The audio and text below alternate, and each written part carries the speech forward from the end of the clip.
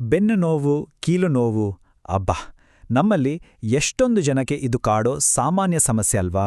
ಆದರೆ ಈ ನೋವಿನ ಅಸಲಿ ಕಾರಣ ಏನು, ಅದರಿಂದ ಹೊರಗೆ ಬರೋದು ಹೇಗೆ? ಬನ್ನಿ, ಇವತ್ತಿನ ಈ ವಿಶ್ಲೇಷಣೆಯಲ್ಲಿ ಇದ್ರ ಬಗ್ಗೆ ಪೂರ್ತಿಯಾಗಿ ತಿಳಿದುಕೊಳ್ಳೋಣ.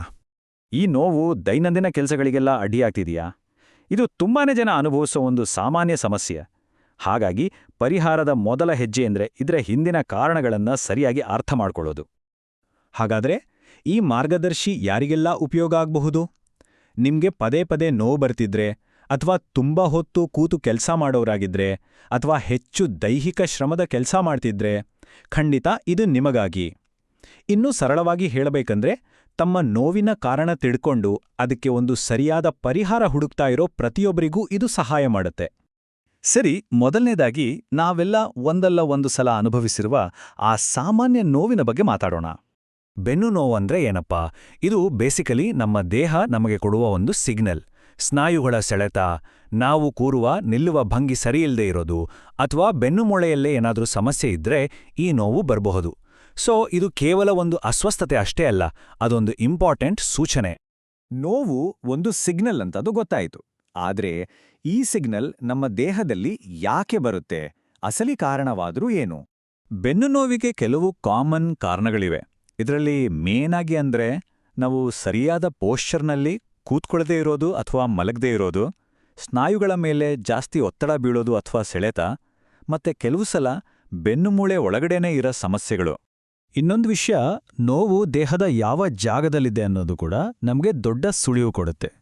ಫಾರ್ ಎಕ್ಸಾಂಪಲ್, ಮಧ್ಯದ ಬೆನ್ನು ನೋವು ಹೆಚ್ಚಾಗಿ ಮಸಲ್ ಟೆನ್ಷನ್ ಮತ್ತು ಪೋಶ್ಚರ್ಗೆ ಸಂಬಂಧಿಸಿತು.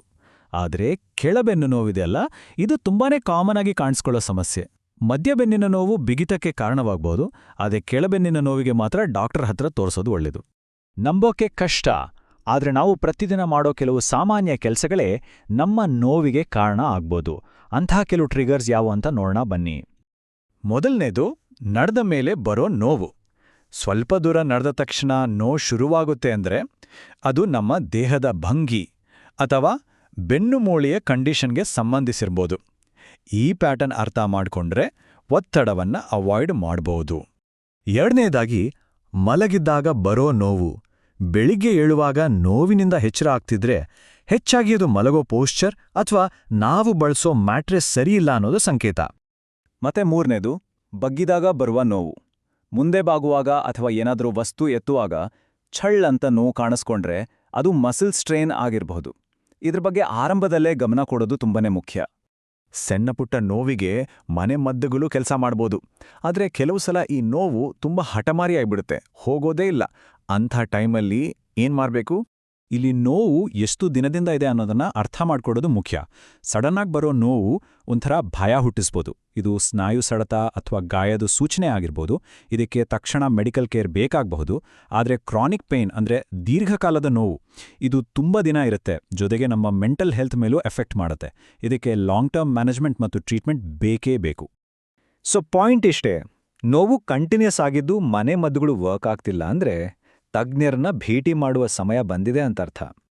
ಇಲ್ಲೇ ನೋಡಿ ತಜ್ಞರ ಆರೈಕೆಯ ಪಾತ್ರ ಶುರುವಾಗೋದು. ಉದಾಹರಣೆಗೆ, ಅರ್ಕಾ ಅನುಗ್ರಹ ಆಸ್ಪತ್ರೆಯಂತಹ ಸ್ಪೆಷಲಿಸ್ಟ್ ಸೆಂಟರ್ಗಳಲ್ಲಿ ಶಾಶ್ವತ ಪರಿಹಾರ ಸಿಗೋ ಸಾಧ್ಯತೆ ಜಾಸ್ತಿ ಇರುತ್ತೆ. ಒಂದು ಸಂಸ್ಥೆಯ ನಂಬಿಕೆಯನ್ನ ಅಳಿಯೋಕೆ ಅದರ ಅನುಭವವೇ ದೊಡ್ಡ ಸಾಕ್ಷಿ. ಅರ್ಕಾ ಆಸ್ಪತ್ರೆಗೆ 30 ವರ್ಷಗಳಿಗೂ ಹೆಚ್ಚು ಅನುಭವವಿದೆ. ಇದು ಅವರ ಪರಿಣಿತಿಯ ಆಳಕ್ಕೆ ಹಿಡಿದ ಕೈಗನ್ನಡಿ ಇದ್ದ ಹಾಗೆ. ಅವರ ಧ್ಯೇಯವಾಕ್ಯವೇ ಅವರ ಕೆಲಸದ ಬಗ್ಗೆ ಹೇಳುತ್ತೆ. ಅನುಕಂಪ ಮತ್ತು ನಿಖರತೆಯೊಂದಿಗೆ ಆಧುನಿಕ ವೈದ್ಯಕೀಯ ಚಿಕಿತ್ಸೆಯನ್ನು ನೀಡುವುದು. ಇದು ಅವರ ಪೇಷಂಟ್ ಫಸ್ಟ್ ಅಪ್ರೋಚನ್ನ ಅದ್ಭುತವಾಗಿ ಹೇಳುತ್ತೆ. ಅರ್ಕಾ ಆಸ್ಪತ್ರೆಯ ಅಸಲಿ ಶಕ್ತಿ ಅಂದ್ರೆ ಅಲ್ಲಿರೋ ಅನುಭವಿ ವೈದ್ಯರ team. Robotic joint replacement expert ಆದ ಡಾಕ್ಟರ್ ಕಾರ್ತಿಕ್ ಹುಣ್ಸೆ ಅವರಾಗ್ಲಿ, ಅಥವಾ 30 ವರ್ಷಗಳಿಗಿಂತ ಹೆಚ್ಚು ಅನುಭವ ಇರೋ ಡಾಕ್ಟರ್ ನಿಖಿಲ್ ಮತ್ತು ಡಾಕ್ಟರ್ ಸಾಗರ್ ಅವರಂಥ ಸೀನಿಯರ್ ಡಾಕ್ಟರ್ಸ್ ಆಗ್ಲಿ, ಇಲ್ಲಿ ಅದ್ಭುತ ತಂಡವೇ ಇದೆ. ಸರಿ, ಈಗ ಚೇತರಿಕೆಯ ಹಾದಿ ಹೇಗಿರುತ್ತೆ ಅಂತ ನೋಡೋಣ. ನೋವಿನಿಂದ ಹೊರಬರಲು ಒಂದು ಕ್ಲಿಯರ್ ಆದ ಮತ್ತು ಭರವಸೆಯ ದಾರಿ ಇದೆ. ನೋವುಮುಕ್ತ ಜೀವನದ ಹಾದಿ ತುಂಬಾನೇ ಸ್ಪಷ್ಟವಾಗಿದೆ. ಅದನ್ನು 3 ಸಿಂಪಲ್ ಸ್ಟೆಪ್ಸಲ್ಲಿ ನೋಡ್ಬೋದು. ಫಸ್ಟ್, ಎಕ್ಸ್ಪರ್ಟ್ರಿಂದ ಸರಿಯಾದ ಇವ್ಯಾಲ್ಯೂಯೇಷನ್. ಸೆಕೆಂಡ್, ನಿಖರವಾದ ಡಯಾಗ್ನೋಸಿಸ್. ಮತ್ತೆ ಕೊನೆಗೆ ಪ್ರತಿಯೊಬ್ಬರ ಅಗತ್ಯತೆಗೆ ತಕ್ಕಂತೆ ರೆಡಿ ಮಾಡಿದ ಪರ್ಸನಲೈಸ್ಡ್ ಟ್ರೀಟ್ಮೆಂಟ್. ನೆನಪಿರಲಿ, ಒಂದು ಪ್ರೊಫೆಷನಲ್ ಮೆಡಿಕಲ್ ಇವ್ಯಾಲ್ಯುಯೇಷನ್ ನೋವಿನ ಮೂಲ ಕಾರಣವನ್ನ ಕಂಡುಹಿಡಿದು ಮತ್ತೆ ನೋವಿಲ್ಲದೆ ಆರಾಮವಾಗಿ ಓಡಾಡಲು ಸರಿಯಾದ ದಾರಿಯನ್ನ ತೋರಿಸುತ್ತೆ. ಹಾಗಾದ್ರೆ ನೋವಿಲ್ಲದೆ ಚಲಿಸಲು ಸಿದ್ಧರಿದ್ದೀರಾ? ಮೊದಲ ಹೆಜ್ಜೆ ಇಡುವ ನಿರ್ಧಾರ ಈಗ ತಮ್ಮ ಕೈಯಲ್ಲೇ ಇದೆ.